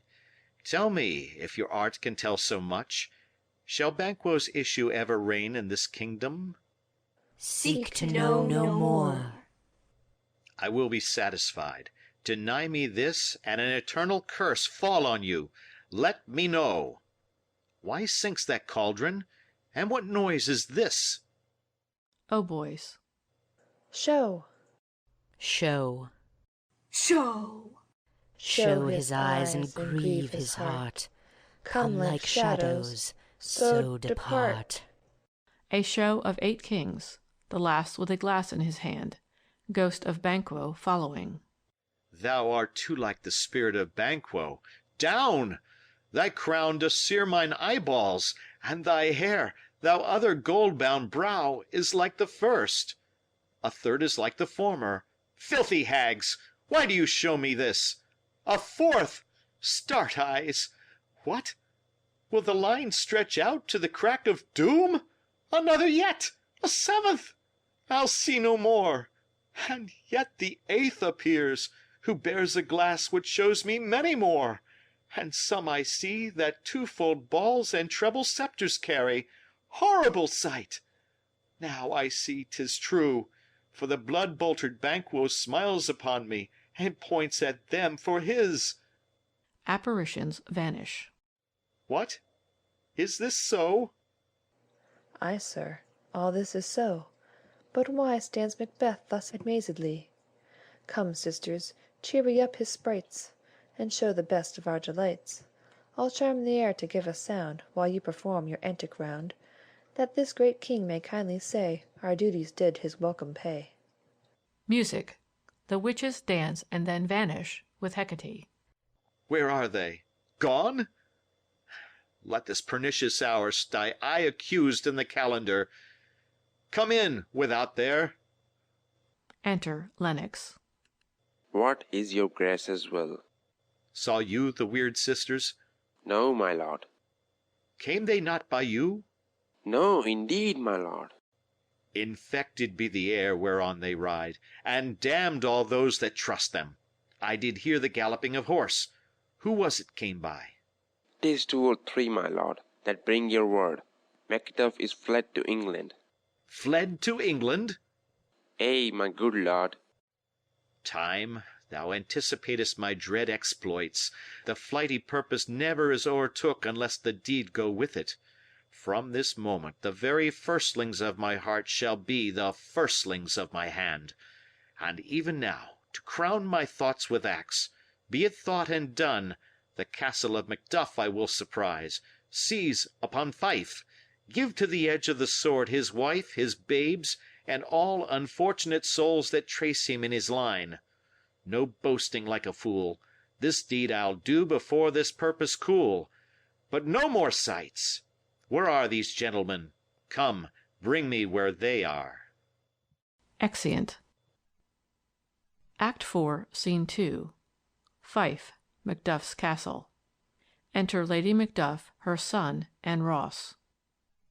What had he done to make him fly the land? You must have patience, madam. He had none. His flight was madness. When our actions do not, our fears do make us traitors. You know not whether it was his wisdom or his fear. Wisdom! To leave his wife, to leave his babes, his mansion, and his titles in a place from whence himself does fly. He loves us not. He wants the natural touch, For the poor wren, the most diminutive of birds, will fight, her young ones in her nest, against the owl. All is the fear, and nothing is the love, as little is the wisdom where the flight so runs against all reason. My dearest coz, I pray you school yourself. But for your husband, he is noble, wise, judicious, and best knows the fits of the season. I dare not speak much further, but cruel are the times, when we are traitors, and do not know ourselves, when we hold rumour from what we fear, yet know not what we fear, but float upon a wild and violent sea each way, and move. I take my leave of you. Shall not be long, but I'll be here again. Things at the worst will cease, or else climb upward to what they were before. My pretty cousin, blessing upon you. Fathered he is, and yet he's fatherless. I am so much a fool should I stay longer. It would be my disgrace and your discomfort. I take my leave at once. Exit. Sirrah, your father's dead. And what will you do now? How will you live? As birds do, mother. What, with worms and flies? With what I get, I mean, and so do they. Poor bird, thou'lt never fear the gnat nor lime, the pitfall nor the gin. Why should I, mother? Poor birds they are not set for. My father is not dead, for all your saying. Yes, he is dead. How wilt thou do for a father? Nay, how will you do for a husband? Why, I can buy me 20 at any market. Then you'll buy him to sell again. Thou speak'st with all thy wit, and yet, i' faith, with wit enough for thee. Was my father a traitor, mother? Ay, that he was. What is a traitor? Why, one that swears and lies. And be all traitors that do so? Every one that does so is a traitor, and must be hanged. And must they all be hanged that swear and lie? Every one. Who must hang them? Why, the honest men. Then the liars and swearers are fools, for there are liars and swearers enow to beat the honest men and hang up them. Now God help thee, poor monkey. But how wilt thou do for a father? If he were dead, you'ld weep for him. If you would not, it were a good sign that I should quickly have a new father. Poor prattler, how thou talk'st. Enter a messenger. Bless you, fair dame. I am not to you known, though in your state of honour I am perfect. I doubt some danger does approach you nearly. If you will take a homely man's advice, be not found here. Hence, with your little ones. To fright you thus, methinks, I am too savage. To do worse to you were fell cruelty, which is too nigh your person. Heaven preserve you. I dare abide no longer. Exit. Whither should I fly? I have done no harm. But I remember now I am in this earthly world, where to do harm is often laudable, to do good sometime accounted dangerous folly. Why then, alas, do I put up that womanly defence to say I have done no harm? Enter murderers. What are these faces? Where's your husband? I hope in no place so unsanctified where such as thou mayest find him. He's a traitor. Thou liest, thou shag-haired villain. What, you egg? Stabbing him. Young fry of treachery. He has killed me, mother. Run away, I pray you. Dies. Exit Lady Macduff, crying, Murder! Exeunt murderers, following her. Bring me where they are. Exeunt. Act 4, Scene 3. England, before the King's palace. Enter Malcolm and Macduff. Let us seek out some desolate shade, and there weep our sad bosoms empty. Let us rather hold fast the mortal sword, and like good men bestride our downfallen birthdom. Each new morn, new widows howl, new orphans cry, new sorrows strike heaven on the face, that it resounds as if it felt with Scotland and yelled out like syllable of dolour. What I believe I'll wail, what no believe, and what I can redress, as I shall find the time to, friend, I will. What you have spoke, it may be so, perchance. This tyrant, whose sole name blisters our tongues, was once thought honest. You have loved him well. He hath not touched you yet. I am young, but something you may deserve of him through me, and wisdom to offer up a weak, poor, innocent lamb to appease an angry god. I am not treacherous. But Macbeth is. A good and virtuous nature may recoil in an imperial charge, but I shall crave your pardon. That which you are my thoughts cannot transpose. Angels are bright still, though the brightest fell. Though all things foul would wear the brows of grace, yet grace must still look so. I have lost my hopes.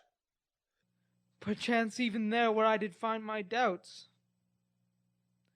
Why in that rawness left you wife and child, those precious motives, those strong knots of love, without leave-taking? I pray you, let not my jealousies be your dishonours, but mine own safeties. You may be rightly just, whatever I shall think.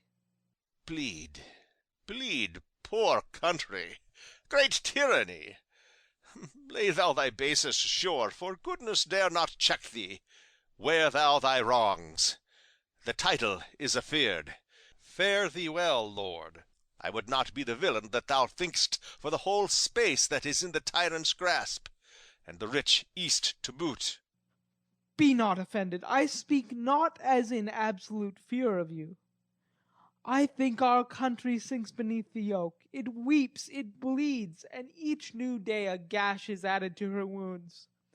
I think withal there would be hands uplifted in my right. And here from gracious England have I offer of goodly thousands.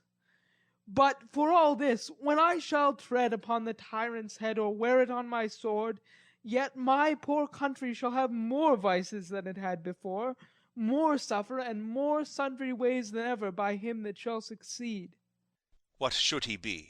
It is myself, I mean, in whom I know all the particulars of vice so grafted that when they shall be opened, black Macbeth will seem as pure as snow, and the poor state esteem him as a lamb, being compared with my confineless harms. Not in the legions of horrid hell can come a devil more damned in evils to top Macbeth. I grant him bloody, luxurious, avaricious, false, deceitful, sudden, malicious, smacking of every sin that has a name. But there's no bottom, none, in my voluptuousness. Your wives, your daughters, your matrons, and your maids could not fill up the cistern of my lust. And my desire all continent impediments would o'erbear that did oppose my will. Better Macbeth than such an one to reign. Boundless intemperance in nature is a tyranny. It hath been the untimely emptying of the happy throne and fall of many kings. But fear not yet to take upon you what is yours. You may convey your pleasures in a spacious plenty, and yet seem cold. The time you may so hoodwink, we have willing dames enough. There cannot be that vulture in you to devour so many as will to greatness dedicate themselves, finding it so inclined. With this there grows in my most ill-composed affection such a staunchless avarice, that were I king, I should cut off the nobles for their lands, desire his jewels and this other's house, and my more having would be as a sauce to make me hunger more, that I should forge quarrels unjust against the good and loyal, destroying them for wealth. This avarice sticks deeper, grows with more pernicious root than summer-seeming lust, and it hath been the sword of our slain kings. Yet do not fear. Scotland hath foisons to fill up your will, of your mere own. All these are portable, with other graces weighed. But I have none, the king becoming graces, as justice, verity, temperance, stableness, bounty, perseverance, mercy, lowliness, devotion, patience, courage, fortitude. I have no relish of them, but abound in the division of each several crime, acting it many ways. Nay, had I power, I should pour the sweet milk of concord into hell, uproar the universal peace, confound all unity on earth. O Scotland, Scotland! If such a one be fit to govern, speak. I am as I have spoken. Fit to govern, no, not to live. O nation miserable, with an untitled tyrant bloody sceptred, when shalt thou see thy wholesome days again, since that the truest issue of thy throne, by his own interdiction, stands accursed, and does blaspheme his breed? The royal father was a most sainted king. The queen that bore thee, oftener upon her knees than on her feet, died every day she lived. Fare thee well. These evils thou repeat'st upon thyself have banished me from Scotland. O my breast, thy hope ends here. Macduff, this noble passion, child of integrity, hath from my soul wiped the black scruples, reconciled my thoughts to thy good truth and honour. Devilish Macbeth, by many of these trains hath sought to win me into his power, and modest wisdom plucks me from over-credulous haste. But God above deal between thee and me, for even now I put myself to thy direction, and unspeak mine own detraction. Here abjure the taints and blames I laid upon myself, for strangers to my nature. I am yet unknown to woman, never was forsworn, scarcely have coveted what was mine own, at no time broke my faith, would not betray the devil to his fellow, and delight no less in truth than life.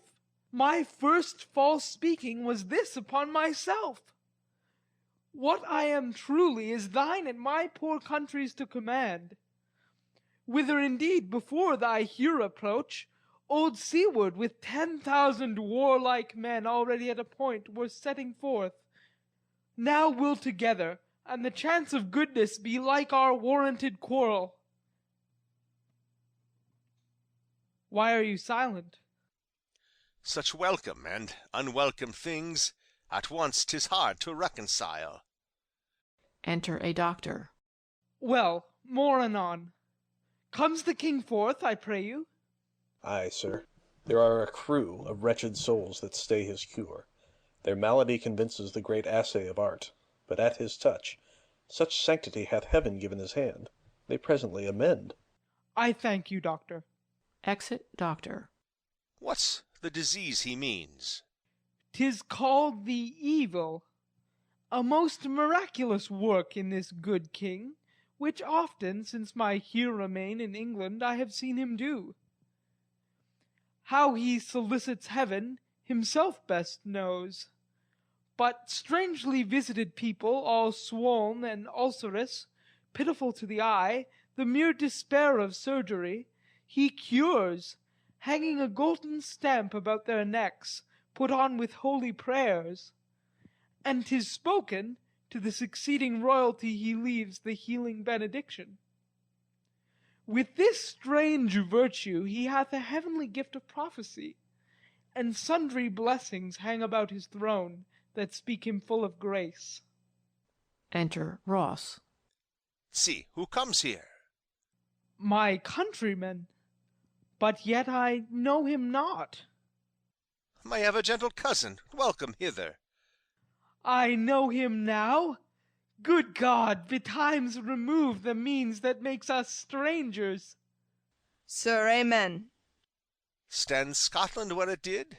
Alas, poor country, almost afraid to know itself, it cannot be called our mother but our grave, where nothing but who knows nothing is once seen to smile, where sighs and groans and shrieks that rend the air are made, not marked, where violent sorrow seems a modern ecstasy, the dead man's knell is there scarce asked for who, and good men's lives expire before the flowers in their caps, dying or ere they sicken. Oh, relation too nice and yet too true. What's the newest grief?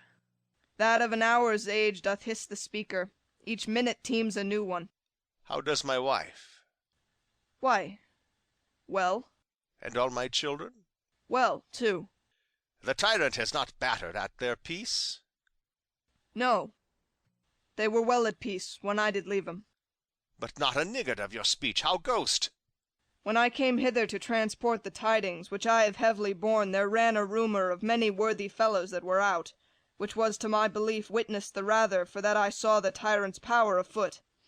Now is the time of help. Your eye in Scotland would create soldiers, make our women fight to doff their dire distresses.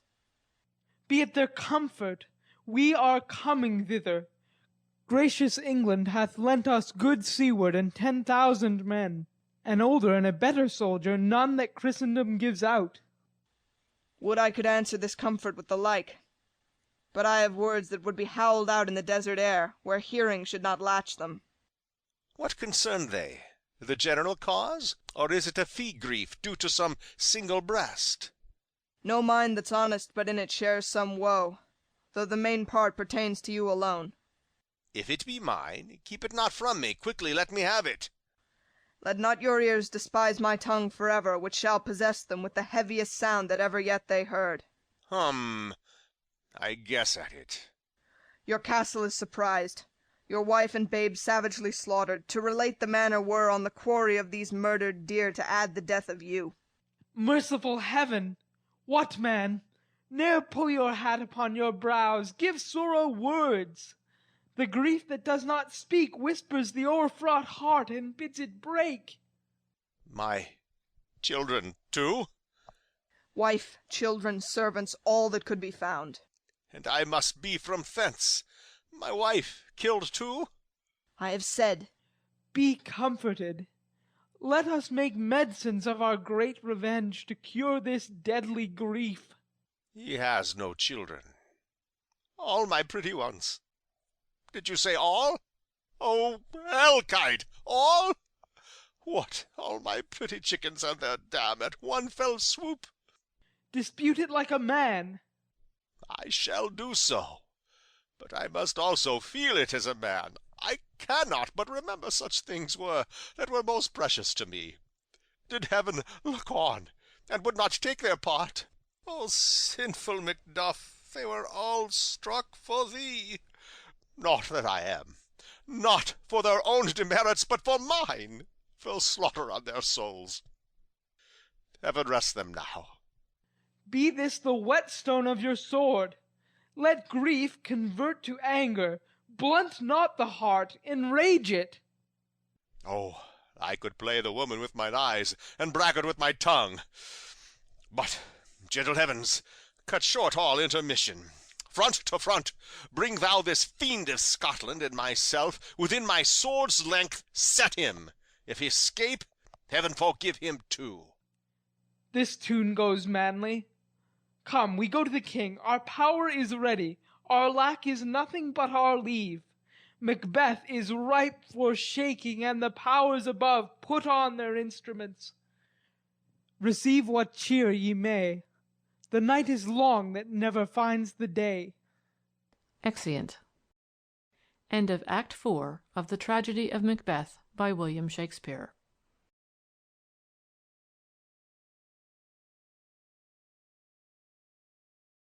Act 5, Scene 1. Dunsinane, anteroom in the castle. Enter a doctor of physic and a waiting gentlewoman. I have 2 nights watched with you, but can perceive no truth in your report. When was it she last walked? Since his majesty went into the field, I have seen her rise from her bed, throw her nightgown upon her, unlock her closet, take forth paper, fold it, write upon it, read it, afterwards seal it, and again return to bed, yet all this while in a most fast sleep. A great perturbation in nature, to receive at once the benefit of sleep and do the effects of watching. In this slumbery agitation, besides her walking and other actual performances, what, at any time, have you heard her say? That, sir, which I will not report after her. You may to me, and 'tis most meet you should. Neither to you nor any one, having no witness to confirm my speech. Enter Lady Macbeth with a taper. Lo you, here she comes. This is her very guise, and upon my life, fast asleep. Observe her, stand close. How came she by that light? Why, it stood by her. She has light by her continually. 'Tis her command. You see, her eyes are open. Ay, but their sense is shut. What is it she does now? Look how she rubs her hands. It is an accustomed action with her to seem thus washing her hands. I have known her continue in this a quarter of an hour. Yet here's a spot. Hark, she speaks. I will set down what comes from her to satisfy my remembrance the more strongly. Out, damned spot, out, I say. 1, 2. Why then, 'tis time to do it.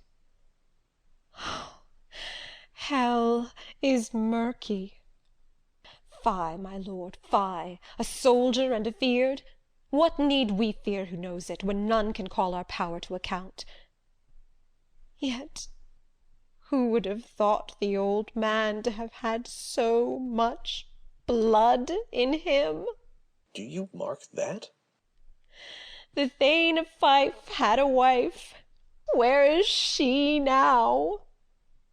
What, will these hands ne'er be clean? No more of that, my lord, no more of that. You mar all with this starting. Go to, go to. You have known what you should not. She has spoke what she should not, I am sure of that. Heaven knows what she has known.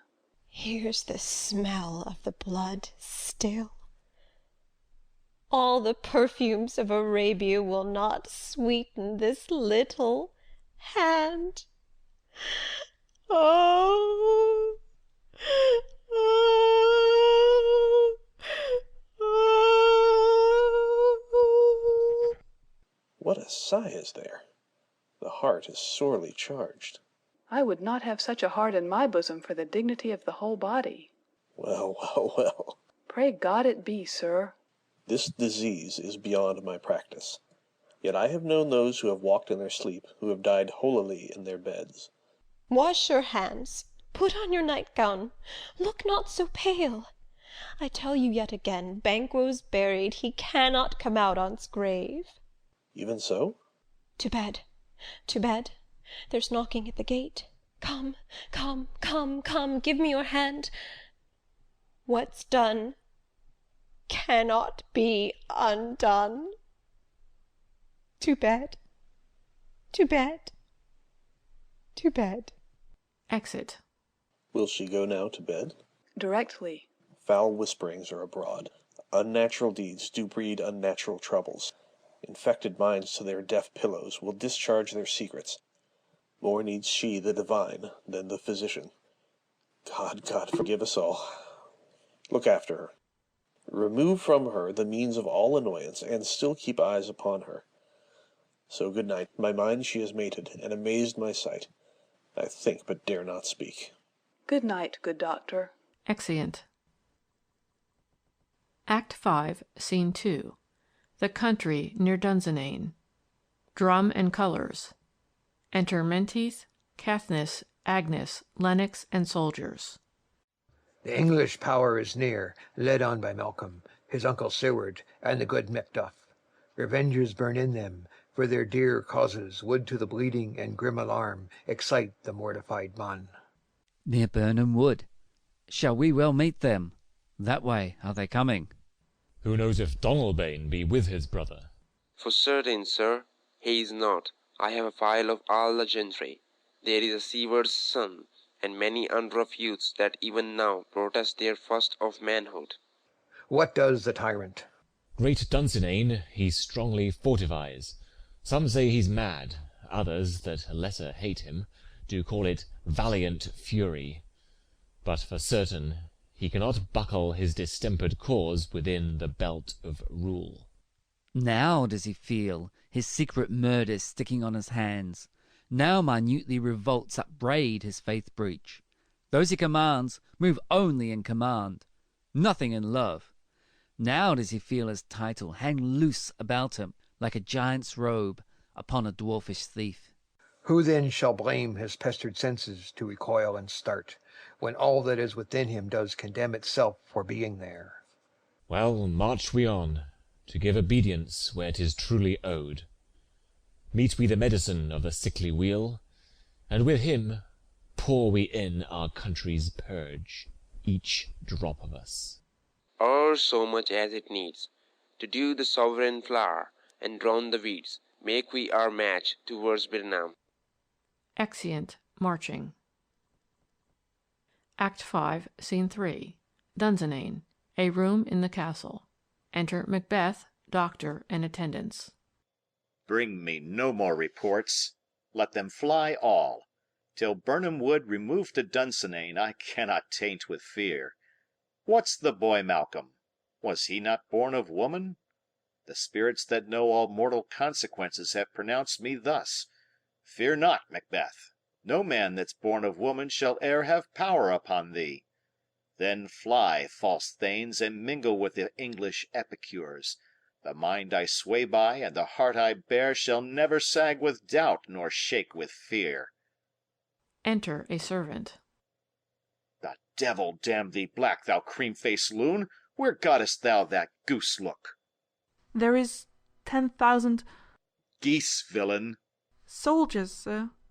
Go prick thy face, and overread thy fear, thou lily-livered boy. What soldiers, Patch? Death of my soul! Those linen cheeks of thine are counsellors to fear. What soldiers, Wayface? The English force, so please you. Take thy face hence. Exit servant. Satan, I am sick at heart. When I behold Satan, I say! This push will cheer me ever, or disseat me now.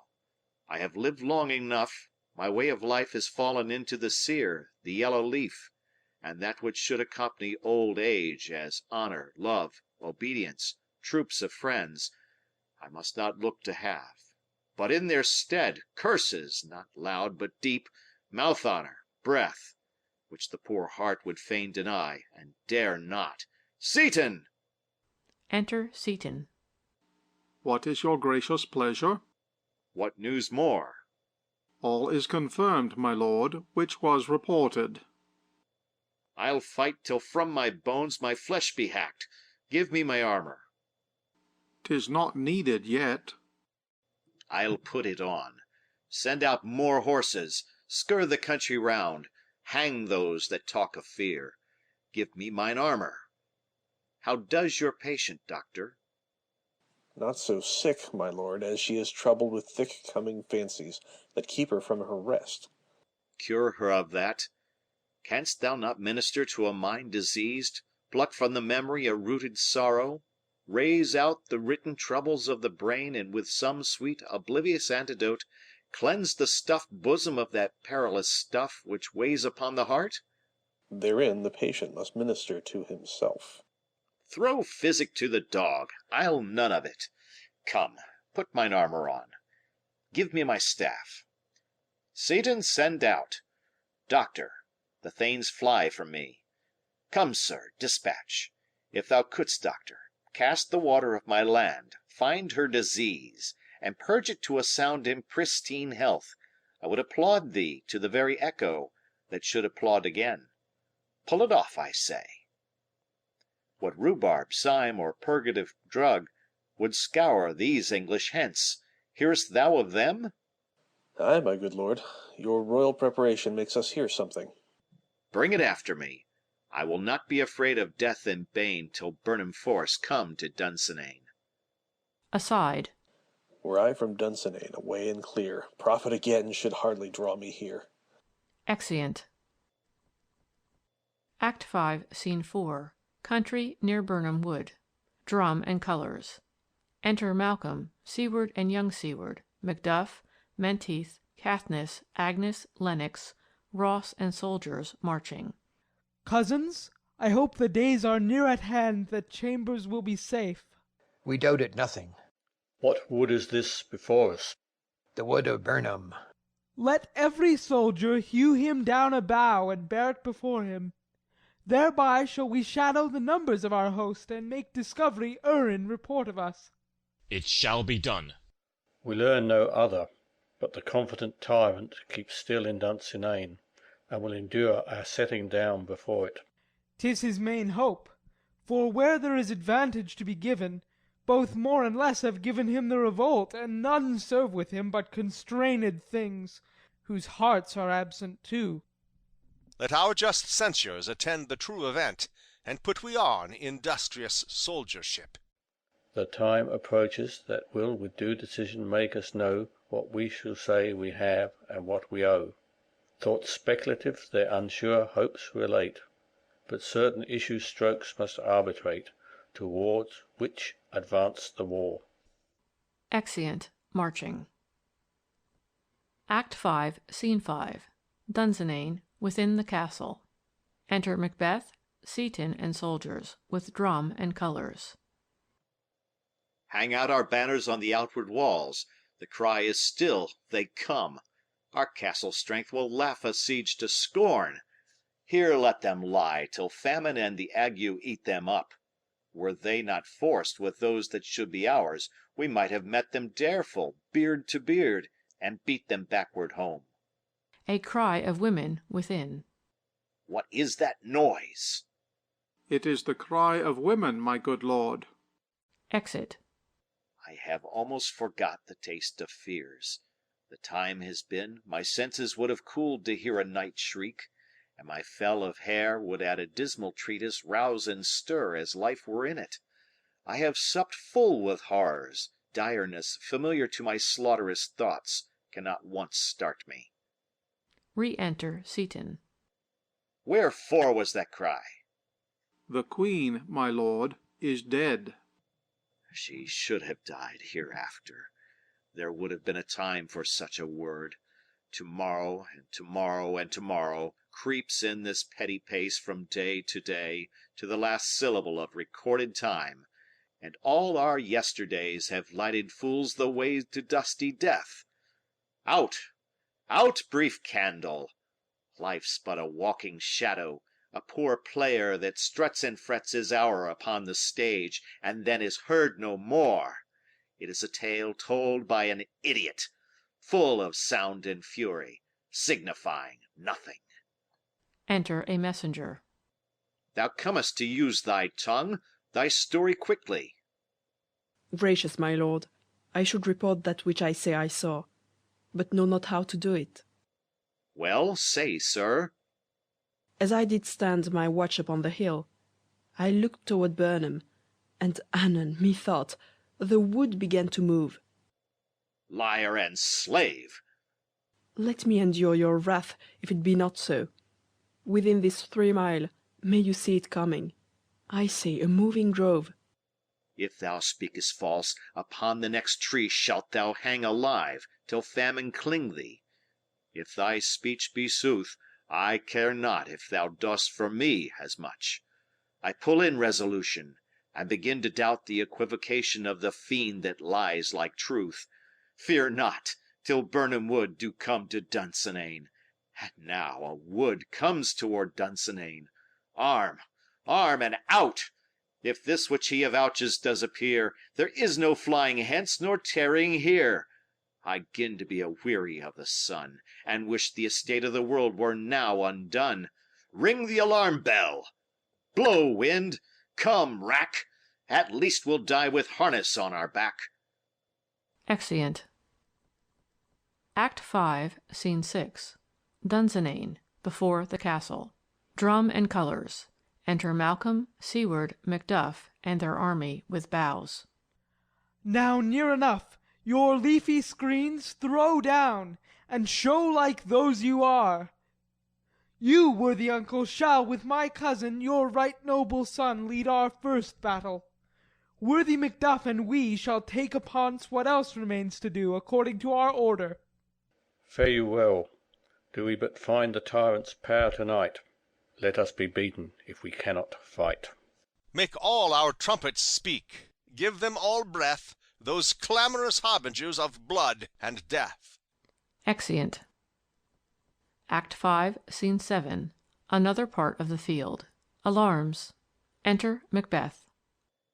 They have tied me to a stake.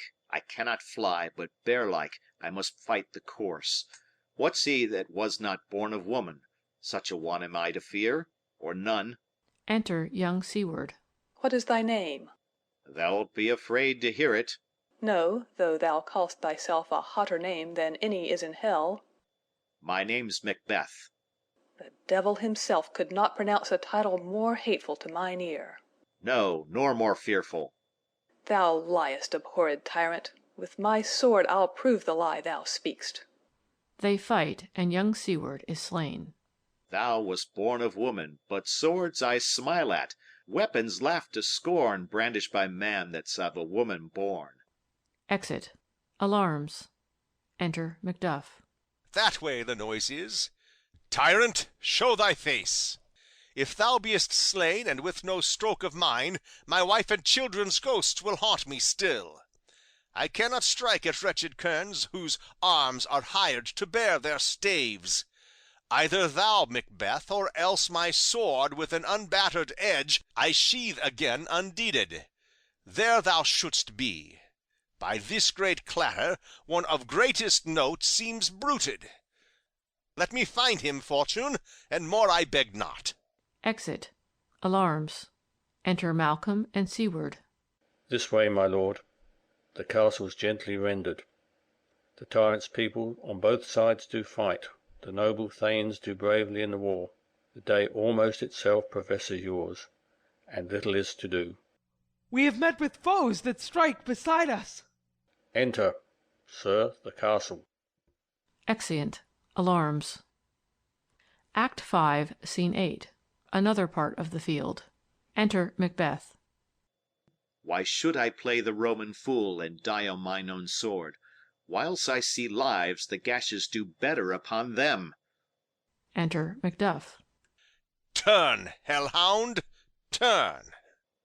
Of all men else I have avoided thee, but get thee back.